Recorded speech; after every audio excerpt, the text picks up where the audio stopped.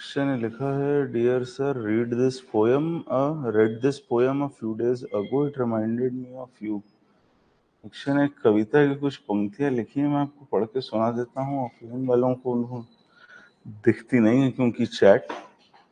क्या लिखा है अक्षय ने? पुल पार करने से पुल पार होता है। ओके, पुल पार करने से पुल पार होता है, नदी पार नहीं होती। नदी पार नहीं होती। नदी में धंसे बिना पुल का अर्थ भी समझ में नहीं आता।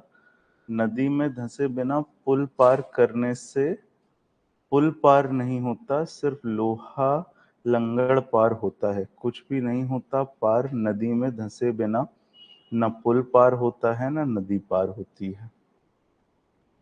वाह अक्षय, समझ में आया कि नहीं यार? अरे यार ये टीपीए के प्रोविजन की तरह हुआ है ये तो। हेड नोट अलग है और लैंग्वेज अलग है उसकी, है, इसलिए समझ नहीं आया। जो मैं इसका मतलब समझ पाया हूं वो ये है कि एक नदी और पुल की बात चल रही है। अगर आप सिर्फ पुल पार करते हैं नदी में धंसे बिना, नदी में जाए बिना आप ऊपर ऊपर से पुल पार कर लेते हैं तो लोहा लंगड़ समझ में आता है आपके। एक्चुअल आपको डेप्थ समझ नहीं आती नदी की। नदी का कुछ समझ नहीं आता और पार आप कुछ भी नहीं करते, ना नदी करते हैं ना पुल करते हैं। कहने का मतलब बिना नदी में धंसे आप वो रास्ता पार नहीं कर सकते। दैट इज दी भावार्थ, आई गेस, है ना?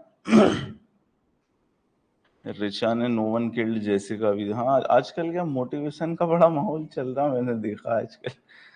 आजकल बड़ा भयंकर मोटिवेशन की जरूरत पड़ रही है। चलिए, बढ़िया है।